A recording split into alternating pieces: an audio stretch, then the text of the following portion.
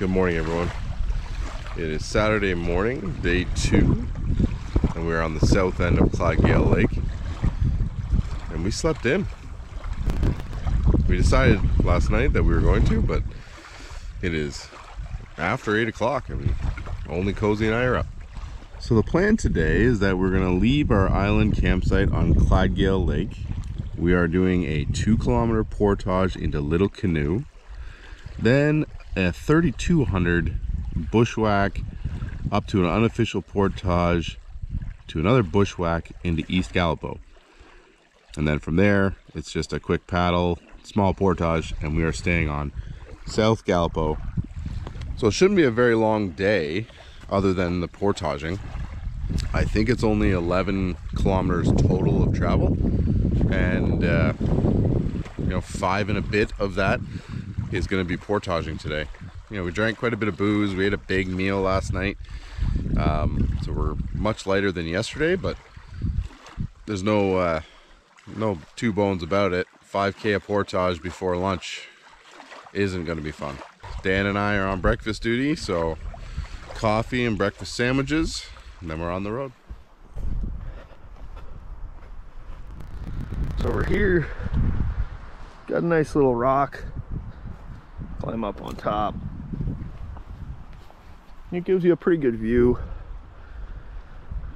out into a big portion of the lake. Not a lot, there's a huge amount of lake in behind here, but still a pretty neat view. This is where I had my hammock set up last night.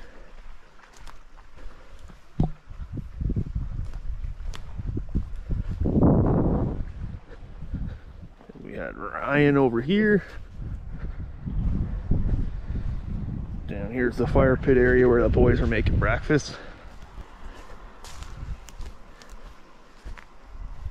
And then back here, 2 more hammocks. Pretty good view of what the site's like. Nice and big, open, lots of mature trees, not a lot of wood, hard to find wood, lots of brush, but nothing serious. And currently making coffee and sausage. We're all getting ready here to push off for the day. It's a little bit windy, but not too bad. Essentially, we're gonna travel down there straight through the island almost. We are back on the water. Still windy today. Keeping the bugs down though. And we're not going to be on very big lakes today, so it can howl all at once.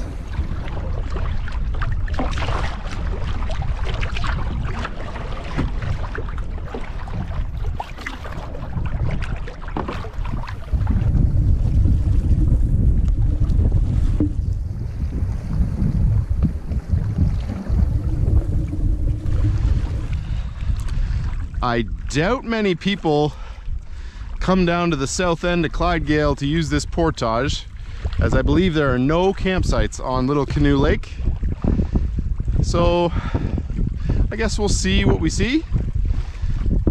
Hopefully it's a nice beautiful little lake. We'll get a little bit of a break, hydrate, and then we're on to the big bushwhack.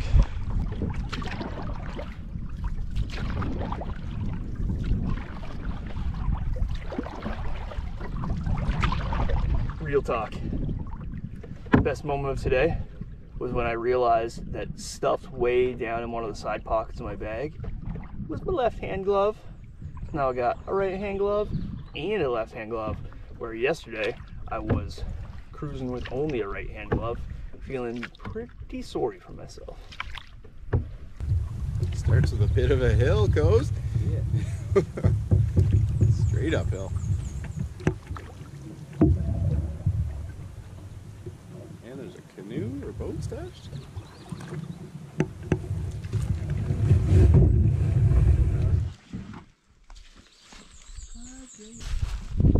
You guys ready to do 5 kilometers of portaging? I'm not even ready to do 200 meters of portaging.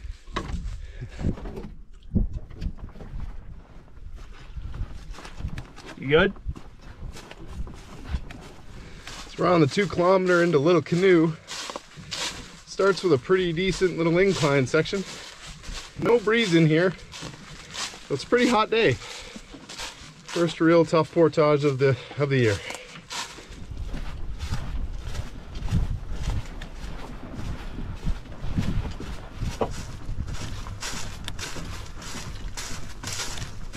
So far, hardest part on this portage was right before it crosses the main road there.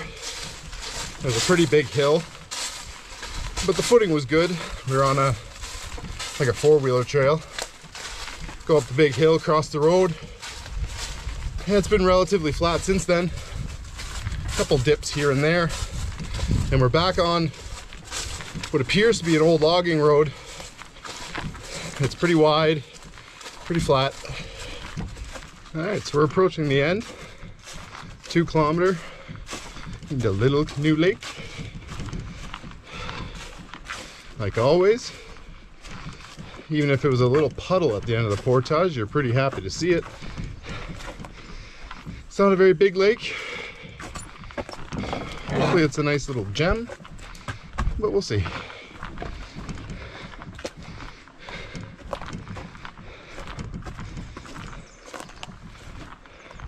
Nice work, team. We did it. How's that, Rich? I had a really hard time with it, actually. Yeah? The trail was nice, wide.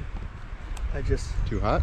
Well, no, it was just, if we're doing flat or downhill, I was fine. But anything uphill that I had to do any exertion, I just have no lung capacity. Bugs are swarming.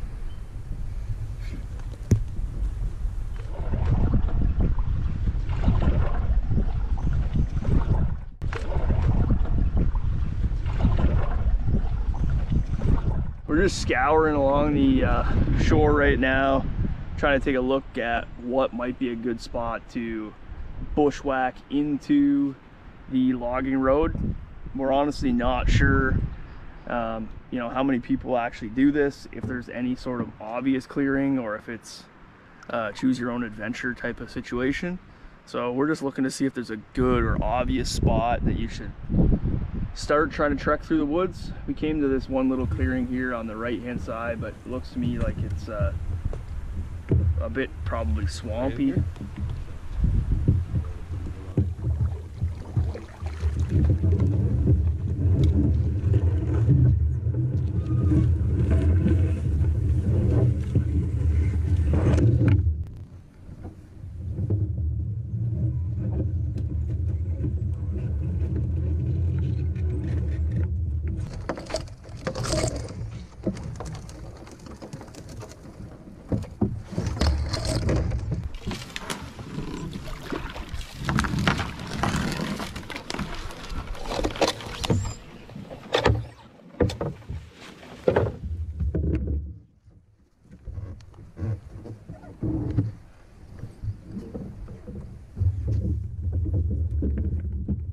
So once again, still don't know if this is the right way, but if it is, you're gonna come across past one point off to your right.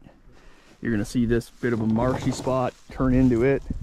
There's a pullover into a little stream almost that hopefully goes to a decent clearing on that other side.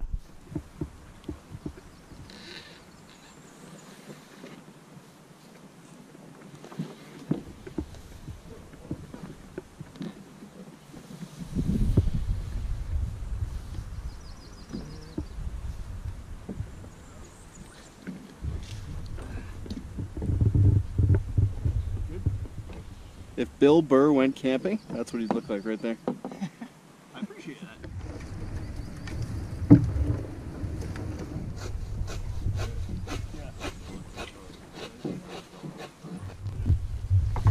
I could probably be faster than you guys.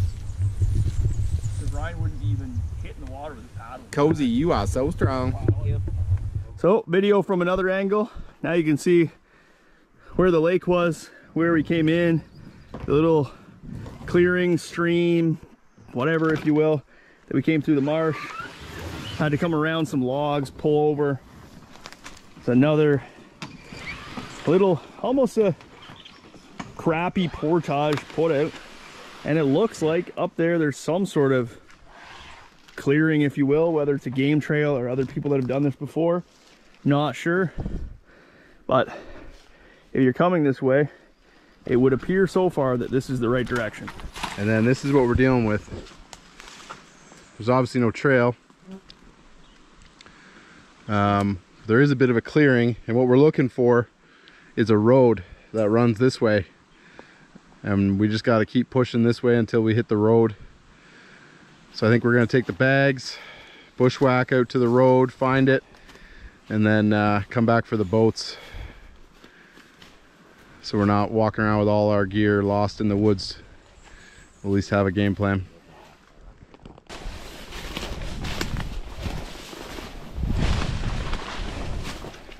So one half of the bushwhack is done. Decided to add a couple markers. So it's a little red tag in the tree there, and then over here a little tiny yellow piece of caution tape that we found in the woods. So hopefully if you're coming through here, you'll be able to recognize one of those signs and maybe find this trail a little bit easier.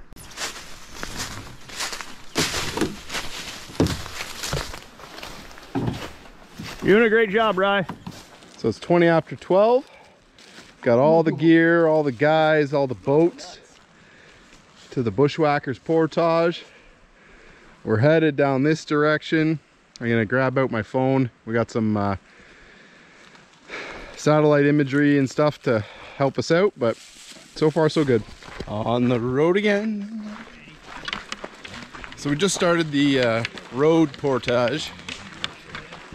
Should be fairly simple.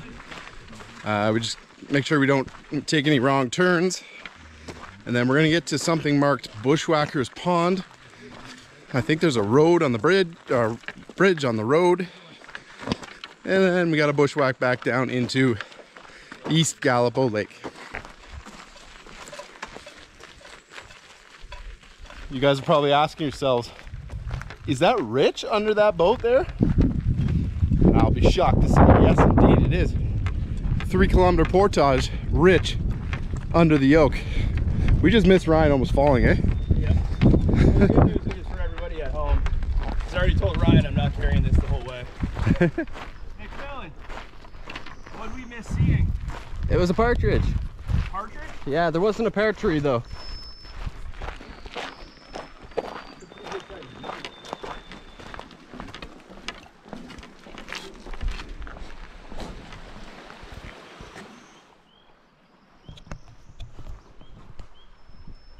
So we're at the first T in the road, and what we're coming off of is a nice road. What we're going back onto is a 2-lane, like a bush road. Less used, I guess, less maintained. Boys are just switching out. Cozy said he was still good, so away we go.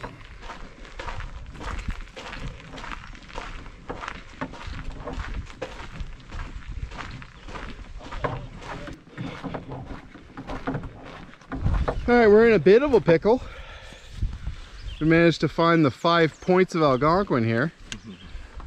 We just came off a trail. Appears to be a trail there, there, there, and there. If I'm a betting man, I think the lake is somewhere over there, but I think we still got a little bit of a ways to go. Put the bags down, circle around this place, and find whatever trail looks the thickest or widest. Yeah.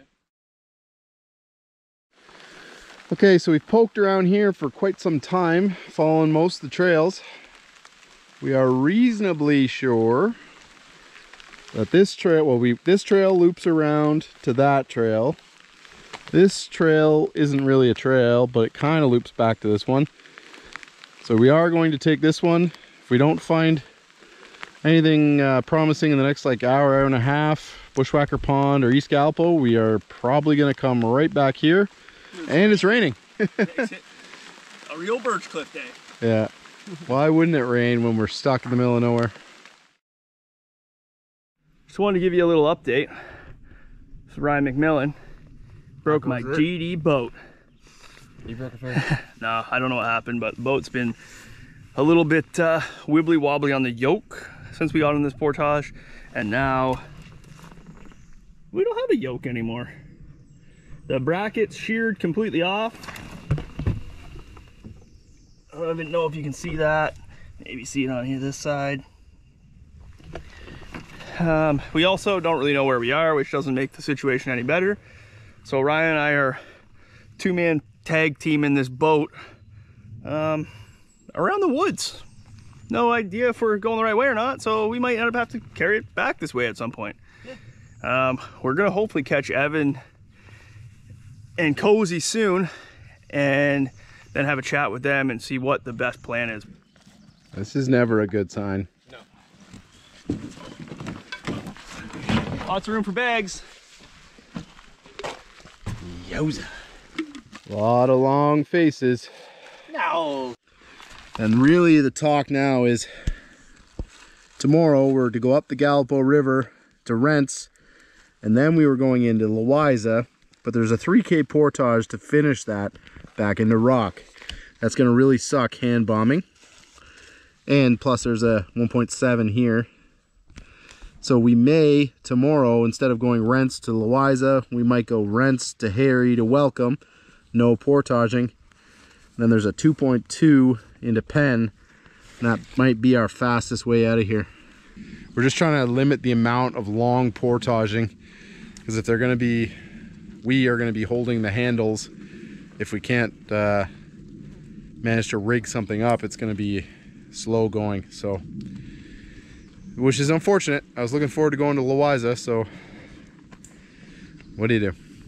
All right, we're gonna just take the bags now, try and find East Galipo, and then come back for the 1.5 boats we have.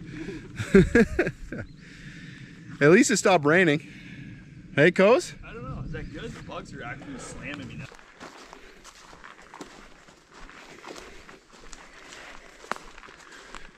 All right, it's a body of water, but it's not the lake. I don't know if it's Bushwacker Pond, but the trail we were on just ended at this swamp, basically. Like, we roughly know where we are, but it doesn't make sense. There is no main road. It all branches off in 1,000 different ways. And then we follow each one, and they're all dead ends. We're losing daylight, so we gotta get back to the boats and start humping those back to the last time we saw moving water, which was a bridge over the road. So, okay, we might have found the error in our ways. It's getting late in the day, but we came up this trail and we got to this. Road went off to the left. There's a bit of a clearing. You see some cut wood here, and there's another trail there. So we quickly checked the map, and we thought this was further back, I'm assuming, than we realized. And there looked like to be like an ATV trail that cuts off. And we said, well, yeah, sure, we'll go up the hill. And I don't know, maybe a kilometer up the hill is where we got to the 5 Points lumber camp. Dead end. We tried everything. So we climbed to the top of a hill. We got cell reception, and we were well south of East Galipo. So we decided to come back to this clearing. They have to hand bomb the canoe by the handles because the yoke is broke. We are already here, and then we just checked cell reception again, and Cozy has like 1 bar, just a sliver. And yeah, it looks like if we go this way, we should get to East Galipo fairly quick. Ready to go, Dan? Ready. Ready. Let's go. I don't want to get too excited because we've been disappointed all day today. But this trail continued on just like it should. There's a pond. This might be Bushwacker Pond. We should walk up here, cross over maybe a little creaky bit, and it does look like there's a lake over there. And it only took us, oh, I don't know, 6-7 hours of this to get there.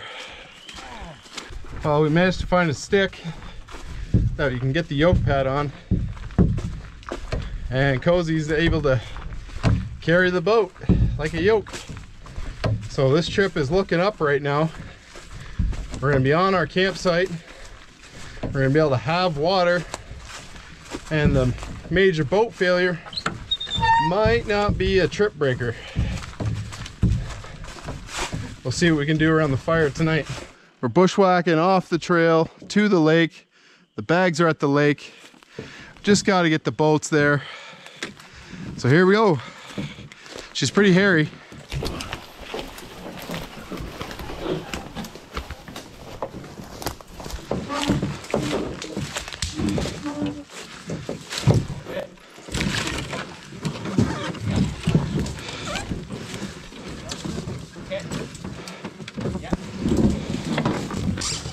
You good?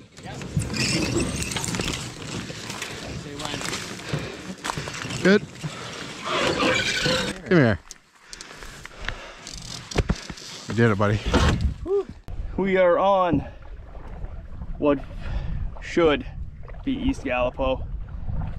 It was quite the day. We took a wrong turn on the logging roads. It still looked as if we were going in the right direction when you looked at the map and what water you could see and the turns you can make. And we proceeded to walk down probably, I don't know, 6, 7, 8 different trails thinking we were gonna get to the lake. Then the yoke broke on our boat. So when we finally decided we were gonna double back, we had to two-man carry the boat, do double portaging. If you go the right way, it's not a bad portage, but we ended up doing about somewhere between mosquito on my hat, somewhere between 12 and 15 kilometers of portaging on what should have been a 3-kilometer portage. So really changed the day. The sun's going down a bit, giving you a nice little bit of sunshine kissing the lake, and currently Ryan's just paddling me around while I do this video. So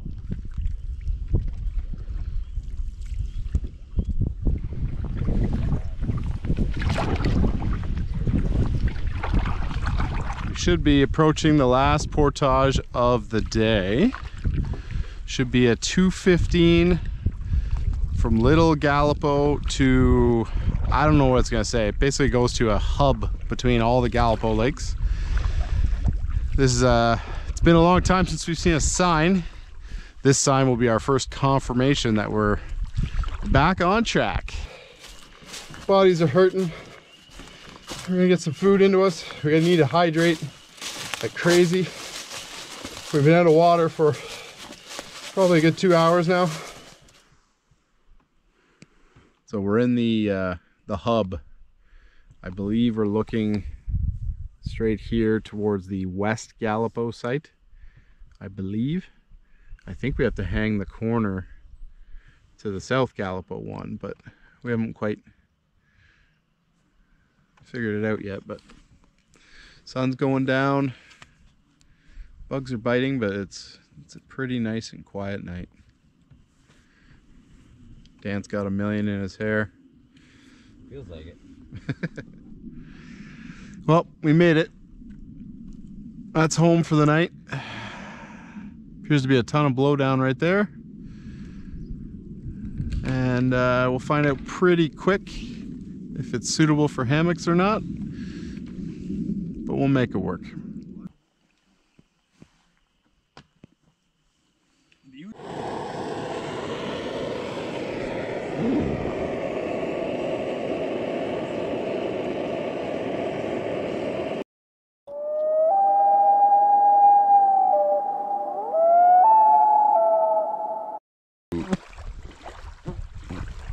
Bugs. Cozy, what time is it? It's 10 o'clock. Our bronze beauty says it's 10 o'clock. This Thunderbox, from what I've seen and heard, I think we're gonna start it at about a 2, maybe a 3. She's in bad shape. So your first impressions are, well, the lid barely can be called a lid. Yeah, she hangs on, but she's pretty rotten. Hopefully they'll refresh this one soon. I won't show you inside, but she's quite full. Well, bye campsite number 1. Smoking is bad for you, Ryan. That's why you're not going to see any video of Rich smoking. Yeah, we got a road cone. More of a, I don't know, I'm going to say documentary, but I don't think that's the word I'm looking for. More of a guide, tutorial, couple markers. I look like a psycho right now. It's a long trip. Oh yeah, look at this old. Oh, that's old scat. That's real old. I don't know if you can tell on camera what the bugs are. The boys are buzzing. They are buzzing.